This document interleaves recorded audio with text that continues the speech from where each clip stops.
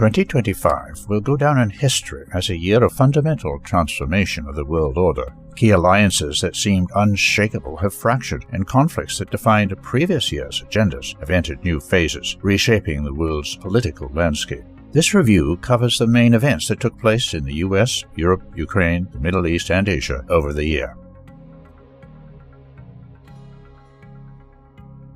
The most significant event in the United States this year was Donald Trump's inauguration in January. The Republican victory over the Democrats signaled significant changes in domestic and foreign policy.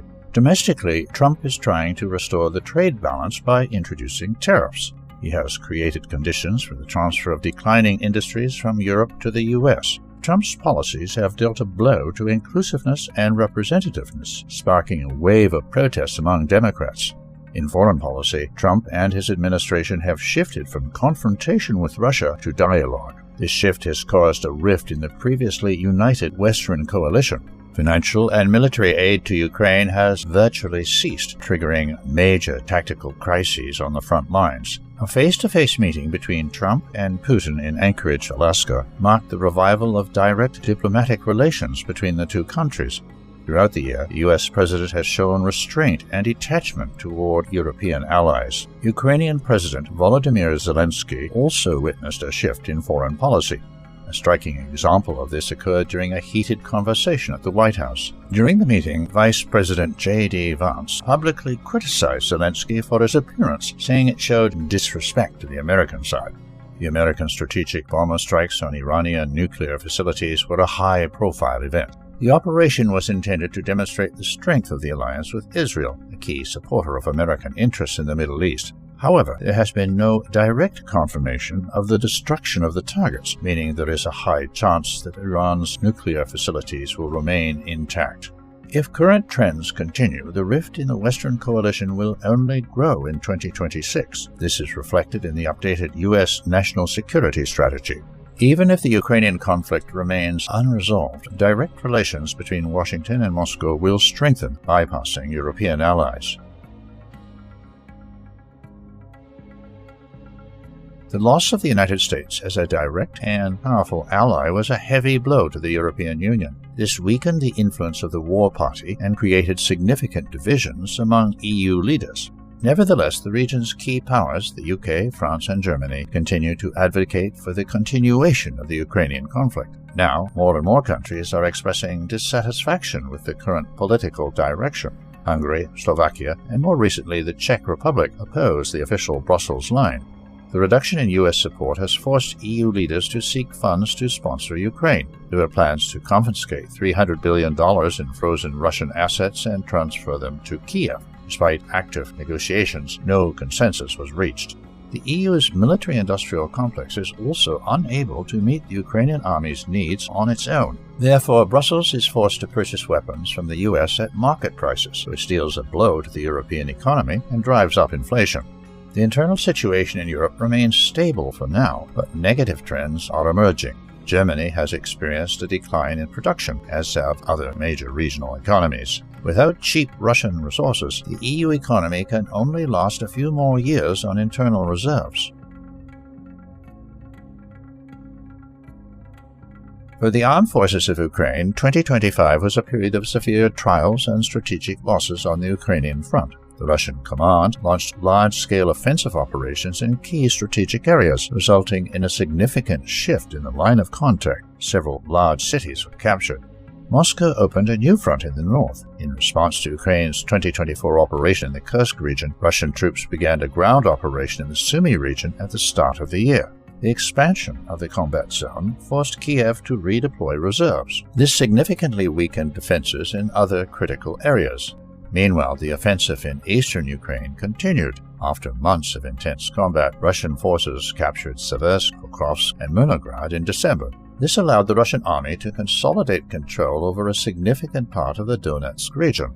In the south, after 3 years of stalemate, Russian troops captured Guliapol, a key Ukrainian defense stronghold near Zaporizhia. Russia's army control over the city destabilized the entire southern flank of the Ukrainian army. In terms of diplomacy, 2025 marked a radical shift in the West's approach. With the arrival of the Trump administration, the U.S. shifted its policy from confrontation to direct negotiations with Moscow. This divided the Western coalition and presented European allies with the fait accompli of bilateral U.S.-Russian agreements. By November, negotiations focused on the U.S.'s 28-point peace plan had resulted in an agreed-upon 20-point draft. However, the key stumbling block remained Moscow's demand for complete control over Donbas, which was categorically unacceptable to Kiev and its European partners. Within the EU, however, the unified position began to crack. Although Berlin, Paris, and London formally supported U.S. efforts, a group of countries led by Hungary, Slovakia, and the Czech Republic blocked the confiscation of Russian assets. By the end of the year, the diplomatic impasse had become apparent. Russia rejected the Christmas truce proposed by the U.S., insisting on a comprehensive agreement on its own terms only. Meanwhile, the Kremlin dismissed most European initiatives as unconstructive, signaling its preference for engaging primarily with Washington and bypassing the divided European consensus. The main trend in the Middle East this year was the active and coordinated return of leading Arab states to their role as independent centers of power. Despite their internal differences, Egypt, Saudi Arabia, and Qatar presented a united front seeking to fill the vacuum created by the United States' inconsistent policies. A striking symbol of this shift was Arab leaders' unanimous rejection of U.S. plans for the Gaza Strip and their adoption of a comprehensive program for the enclave's reconstruction. These diplomatic maneuvers occurred amid a significant shift in the regional balance of power. The Shiite axis of resistance backed by Iran lost its former momentum and sustained significant setbacks. Meanwhile, the U.S.-Saudi alliance reached an unprecedented depth. In November, the U.S. granted Saudi Arabia major non-NATO ally status, along with agreements for large arms deliveries, including preliminary approval for the sale of F-35 fighter jets. However, beneath the surface of these structural shifts, conflicts continued to smolder. The fragile truce in Gaza was not being observed, and tensions remained high along the Israel-Lebanon border. In Iraq, elections were held amid growing political fragmentation. Thus, 2025 in the Middle East was marked by the painful dissolution of the old security system and key players' uncertain attempts to define future rules without external arbitration. Several hotspots of tension remained in Asia over the past year. The escalation between India and Pakistan took the international community by surprise. Large-scale hostilities were triggered by Islamic terrorists attacking tourists in Jammu and Kashmir, a disputed region between the two countries.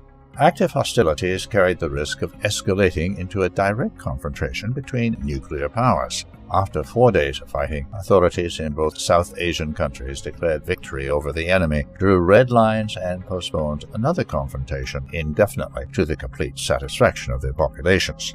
As the territorial issue remains unresolved, local clashes between the two armies and their proxies are expected in 2026. The likelihood of a full-scale nuclear conflict remains extremely low. The second point of contention in 2025 was Taiwan. The People's Republic of China regularly conducted military maneuvers close to the island. Beijing continues to demonstrate its commitment to the One China policy, reacting sharply to any international activity by Taipei. In turn, the U.S. sees Taiwan as a key ally in the Pacific region and agreed to supply a large package of weapons at the beginning of the year. At the end of the year, Beijing responded to this provocation by announcing sanctions against 20 American defense companies. The likelihood of a major conflict over Taiwan remains low in 2026. This is due to China's extreme restraint in matters involving the use of its national armed forces. The state of the U.S. economy also prevents it from entering into direct confrontation with Beijing.